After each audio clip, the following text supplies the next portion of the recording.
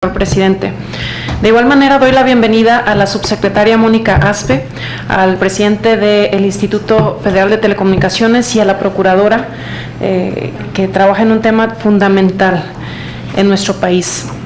Me da mucho gusto escuchar los resultados y los avances de todo este tema de telecomunicaciones que sin duda nos ha puesto como país en la vanguardia en muchos sentidos. Hay estudios, hay algunos indicadores que se están reflejando ya. México avanzó 10 sitios en el índice de uso de las tecnologías de información conforme al Informe Global de Tecnologías de la Información del Foro Económico Mundial.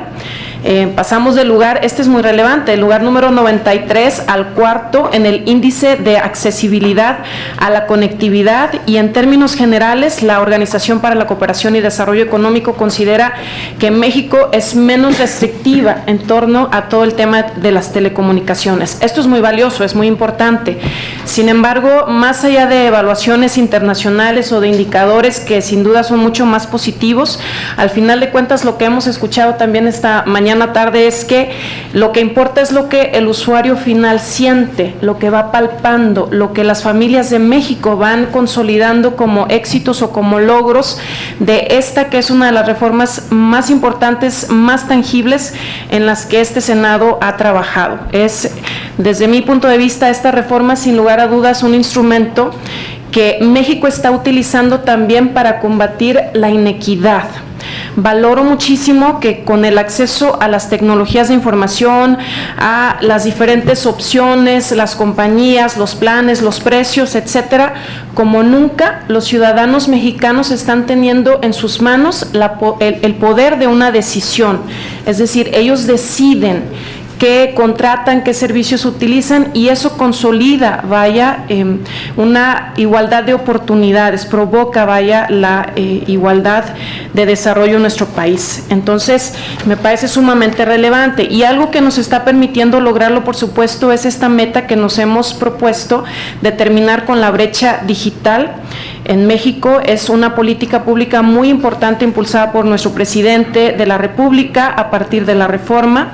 La meta que nos hemos planteado, entendemos y sabemos que es lograr que en el 70% de los hogares podamos tener conectividad, acceso a tecnologías, a infraestructura, información, 70% de los hogares y 85% de las micro, pequeñas y medianas empresas. Esto es relevante porque es accesibilidad para todos y en todos los ámbitos.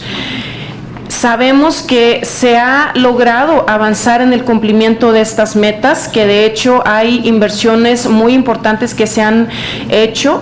Para lograrlo, 15,000 millones de dólares es lo que tenemos reflejado, además de una reducción importante en el gasto de las familias. Lo hemos escuchado también, 20,000 millones de pesos que se están estimando porque las tarifas han reducido en general.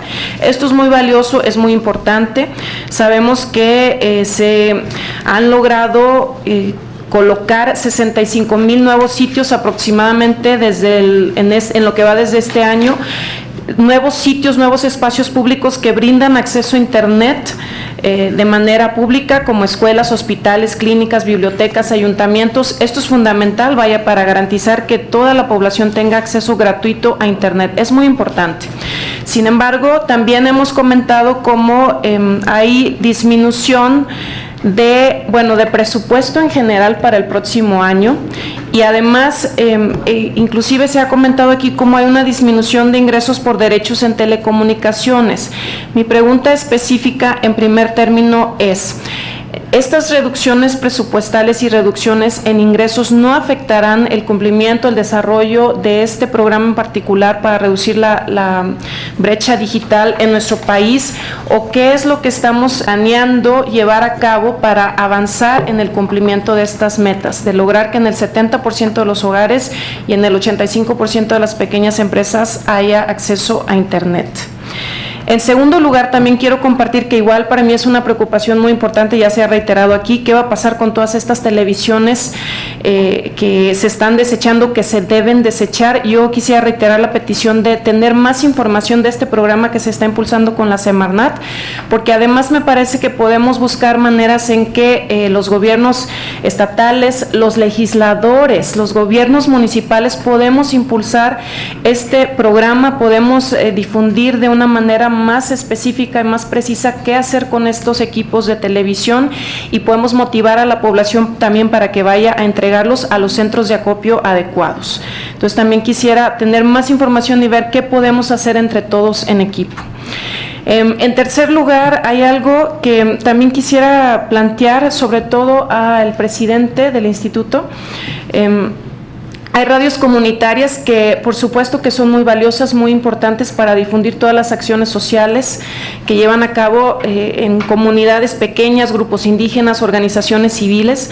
Sin embargo, yo he recibido algunas quejas de algunas radios comunitarias que nos señalan que hay quienes se inscriben como tal o que solicitan su registro como tal, como radios comunitarias, pero que en realidad operan en ciudades, cobran o venden publicidad, etcétera, es decir, no funcionan conforme a los lineamientos que establecimos en la reforma.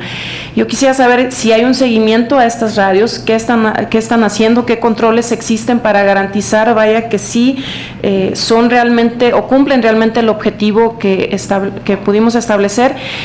Y además, ¿qué podemos hacer cuando hay algún caso para denunciar? Porque hay quienes nos dicen que no sienten tener garantizada la anonimidad en una denuncia. ¿Qué podemos hacer al respecto? Además, quisiera preguntar a la procuradora. Mencionó que debemos de establecer un procedimiento para bonificar a los usuarios por la deficiente calidad en la prestación de los servicios. Me queda claro que es un camino a seguir desde el establecimiento de los lineamientos en torno a la calidad que deben brindar los usuarios, pero sí creo que es importante, si no en este momento, sí que podamos tener su punto de vista de cómo debe ser un procedimiento para bonificar a los usuarios, y si esto debe ser parte de estas reformas que nos está planteando para consolidar y fortalecer a la Profeco. Y por supuesto, yo le digo de nombre propio y a nombre de mi grupo parlamentario, cuente con el PRI para que podamos impulsar y fortalecer a la Profeco. Por último, también la subsecretaria mencionó que habrá una especie de mayoristas en torno a los servicios que permite prestar la banda ancha. Así lo entendí, una especie de mayoristas que pueden ellos a su vez comercializar servicios a nichos especializados, servicios específicos. Yo quisiera preguntarle cómo podemos cuidar que estos mayoristas o comercializadores o intermediarios no lucren excesivamente con los servicios de telecomunicaciones, que no se conviertan en lo que sucede en otros sectores en nuestro país, que son ellos los que van obteniendo la mayor ganancia. ¿Aplican para ellos las consideraciones tarifarias que discutimos durante el proceso de la reforma, o qué podemos hacer para cuidar en este sentido, vaya, que no se afecte a los consumidores y a los usuarios finales?